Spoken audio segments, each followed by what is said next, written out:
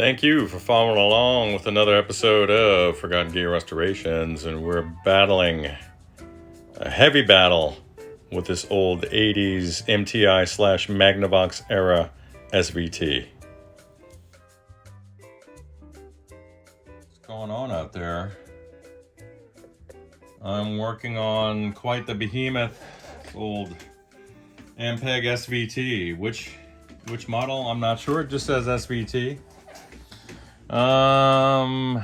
Is there any indication of production date? Not that I found yet. So we'll see.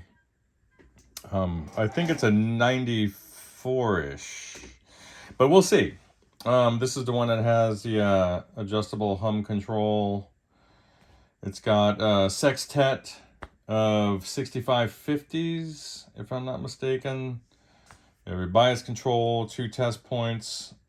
The second bias control, and then you have the balance control. So you can go up or down on either a triplet of power tubes, and then you can adjust the balance between them. What am I doing right now? Well, there's some appreciable hum there, and good Lord, I hope it's not one of those power tubes. What an expensive affair that would be. Another issue I'm having is a break on the circuit board on the main one. This one is housing two 12AU7s and a 12BH7, or two 12BH7s and a 12AU7. I can't remember right offhand, and I might have that wrong. This is one of those Ampegs that just have that complement of tubes. They like those odd tubes. I also had the spring for another 6C4 because the one on the preamp half, there's a separate chassis for the preamp, houses that tube, and that one was severely microphonic and causing some issues. And another pain with these is there's an umbilical cord that connects the upper and lower chassis, and there's an internal jumper there. I haven't sussed out which one it is. That will not allow the power amp to be switched on without it being connected to that Molex, that big old Molex connector. So when I'm ready to test, I'm gonna have to hoist the head shell up here and get that going. But let me switch angles for you.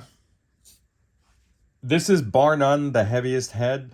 I think it's in a 90-pound range. I need to measure it again or weigh it again, but it's unbelievable.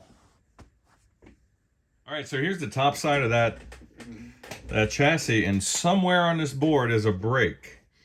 I've found a couple of them. I had to create a jumper here, but while the amp is operating, just lightly pressing the circuit board at any point will elicit a drop in volume and some very loud rumbling and crackling sounds. It's disconcerting. So I'm just going to go ahead and support the remainder of the joints there with some fresh solder, and then we'll have another go at poking the bear. All right, the solder festival has concluded. Let's get the fan off. And now I'm going to spend some time scrubbing the board and doing a little bit of a follow-up inspection. I found some broken solder joints, but I thought I addressed them prior, but I did not, so I just went ahead and did the whole shebang. This is isopropyl alcohol, in case you're wondering. Of course it is. I'll let it soak in for a moment. Then I'll just give it a light scrubbing. I'm not looking to make it immaculate.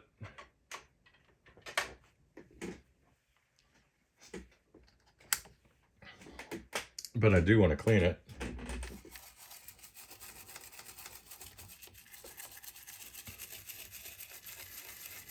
So yeah, leaving tomorrow.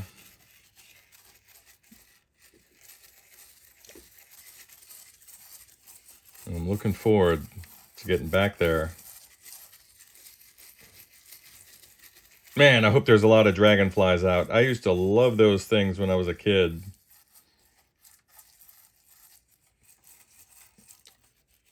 I lived not too far away from a big nature preserve. Then there was a fence, and then beyond the fence was a huge canal that wasn't paved. Then there was a field and some woods. And I used to just go outside in the morning, jump the fence with my BB gun or my little 22, and I used to spend all day back there. I mean, I would try to get lost and find my way back, and then I would just show up before the street lights turned on, and I would just do it by myself.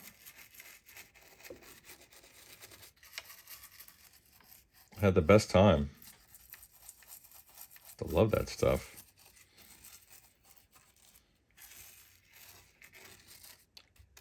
Oh man, it's gonna be nice and hot down there, that's for sure. Lots of humidity. Lots of humidity. Okay, wow, that's looking better already, for sure. That's looking much better. Yeah, somebody was, you were asking me about why my finger looks like that. I just cannot bend it. There was an accident during a repair of a large appliance. I had done that repair many times, but I was rushing.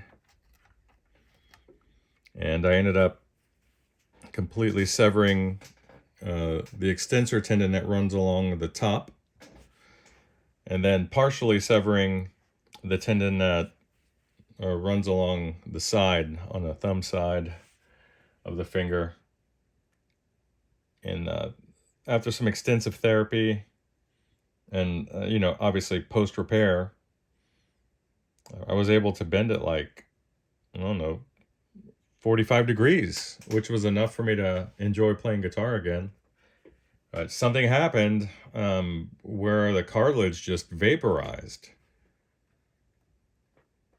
And now I can't bend it at all. I can't even do therapy. The doctor said the most they can do at this point is fuse it at like a 30-degree angle so it stays out of the way. Well, that's not cool.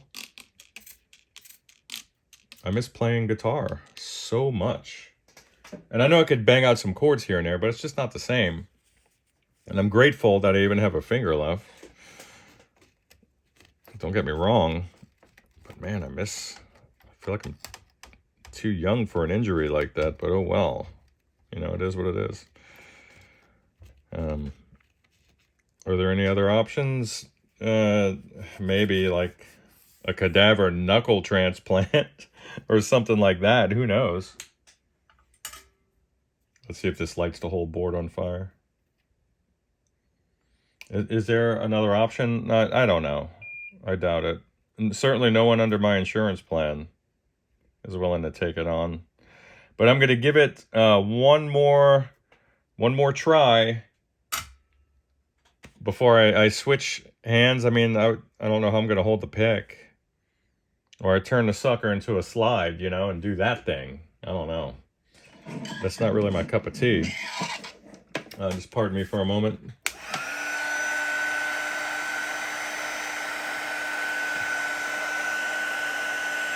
So I'm going to just drive the rest of the moisture away from the board and grab a magnifying glass and do one final inspection before I flip it over.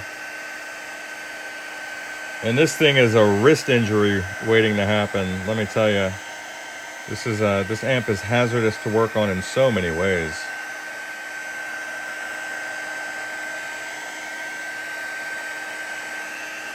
Alright, so I have a magnifying glass. I keep forgetting I have it.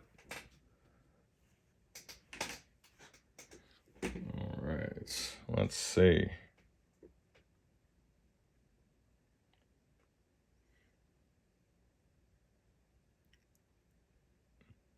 Looking good so far. And what I like to do is with the soldering iron, I like to touch the tip of the component going through and then have that melt the solder like on the tube pins, really. Otherwise, like, you can't guarantee adhesion. You're gonna boil away the adhesive that's holding on the trace material or the solder pad before there's adhesion. So that's one way to get around it, I suppose. That's what I do. So these look good. These look good. And now I'm gonna go through and, oh, there's the other end of that giant Molex connector. Let me get this cleared up, and then I'll move the preamp onto the top of the bench here and see if I can test this out once more. Pardon me. There's that hum. What is it? Is it the hum control? No. All it did was what? Take off the high-end harmonics, because there's the fundamental.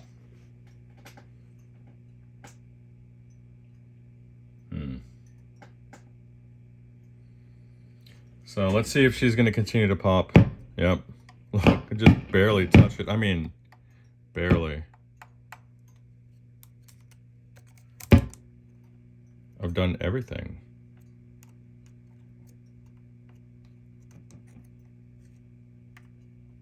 I've soldered these as well. It doesn't matter where you touch it. It doesn't matter. Like, it's so gentle.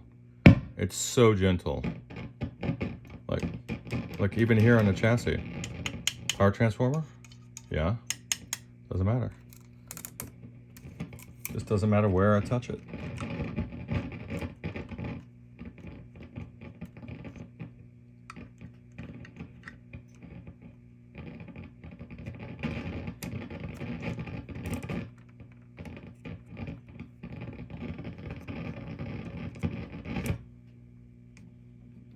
All right, Michael, I managed to capture that solder joint, and I rebalanced the power tubes. And there's barely any perceptible background hum. And this monster's ready to go back into the head shell.